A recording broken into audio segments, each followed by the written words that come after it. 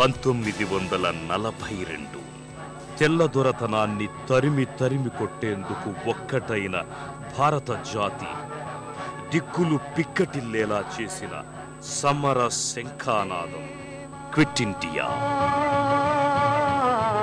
లాఠీ దెబ్బలు, దౌర్జన్యాలు, నిరంకుశత్వం, నిర్బంధాలు లెక్క చెయ్యకుండా మరింత బిగ్గరగా గొంతెత్తాడో కుర్రవాడు. స్వరం కాదు, అది భాస్వరం.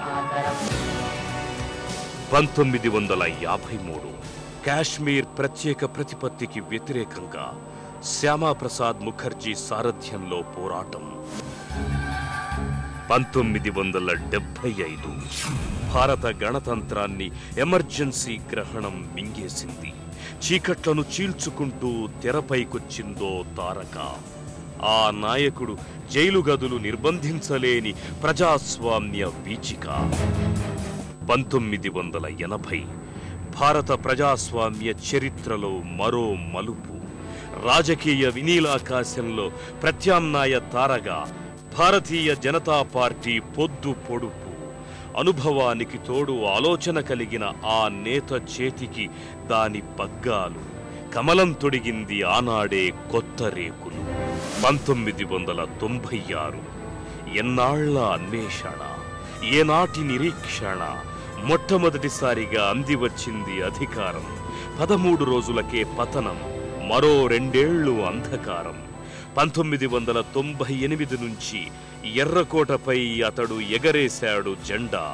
జనహితమే ధ్యేయంగా ముందుకు సాగింది అజెండా.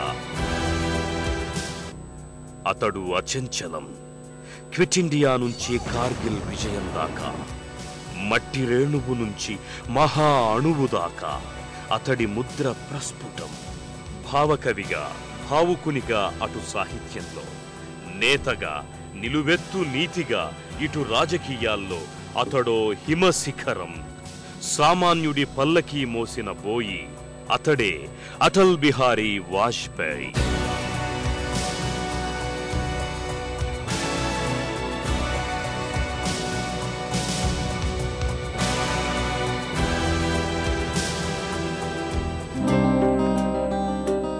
ఒప్పుకోను పరాజయం, కొత్త దారి నాధ్యేయం. కాలం తలరాతని చెరిపేస్తా, సరికొత్త గీతాన్నే పాడేస్తా. వాజ్పేయిగా అందరూ పిలిచే ఆయన పూర్తి పేరు అటల్ బిహారీ వాజ్పేయి. 1926వ సంవత్సరం డిసెంబర్ 25న ఆయన ఉత్తరప్రదేశ్లోని ఆగ్రా సమీప గ్రామమైన బతేశ్వర్లో జన్మించారు. తండ్రి కృష్ణ బిహారీ వాజ్పేయి సంస్కృత పండితుడు, తల్లి కృష్ణాదేవి. ఇంట్లో 4వ సంతానంగా పుట్టిన వాజ్పేయికి 3 సోదరులు, 3 సోదరీమణులు ఉన్నారు. రాజనీతి, న్యాయశాస్త్రాలలో ఎంఏ చదివారు. ఆజీవనం బ్రహ్మచారిగా ఉంటూ ప్రధానిగా ఎదిగిన వాజ్పేయికి జనసంఘ్ వ్యవస్థాపకుడైన శ్యామప్రసాద్ ముఖర్జీ, లోక్నాయక్ జయప్రకాష్ నారాయణ్లు స్ఫూర్తి ప్రదాతలు. వాజ్పేయి తండ్రి శ్రీకృష్ణ బిహారీ పండితుడు, అధ్యాపకుడు. ఆయన ప్రభావంతో వాజ్పేయికి బాల్యంలోనే భారతీయ సంస్కృతి సంప్రదాయాలపై గౌరవం ఏర్పడింది.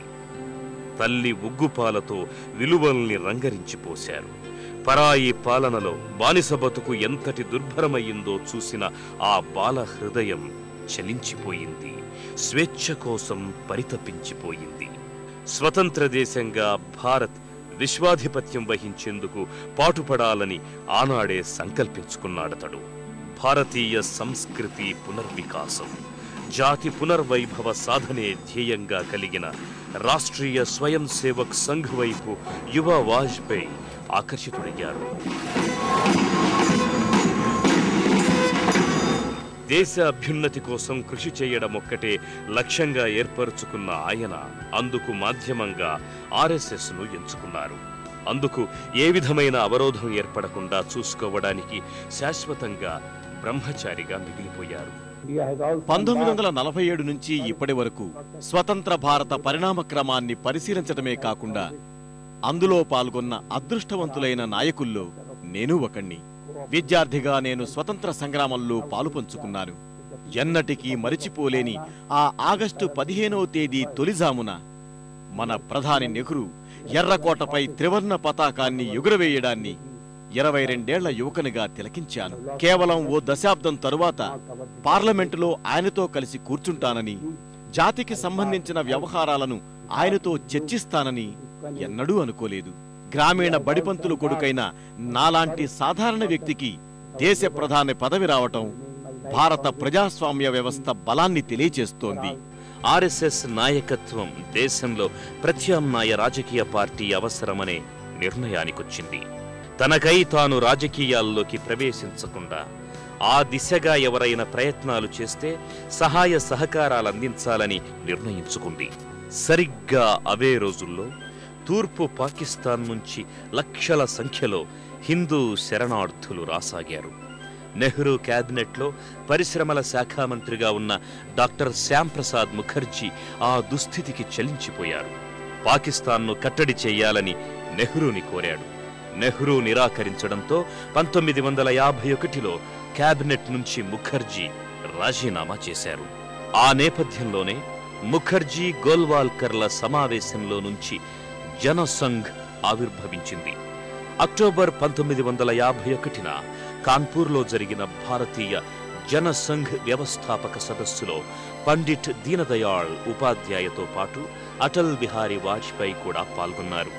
ఆ సదస్సులో డాక్టర్ ముఖర్జీ శ్రీ వాజ్పేయిని తన వ్యక్తిగత సలహాదారుగా ఎంపిక చేసుకున్నాడు. జూన్ 1953లో అనుమానాస్పద పరిస్థితుల్లో శ్రీనగర్ జైల్లో ముఖర్జీ అసువులు బాసిన తరువాత జనసంఘ్ అనాథ అయింది. పార్లమెంటులో జనసంఘ్ గళం మూగబోయింది.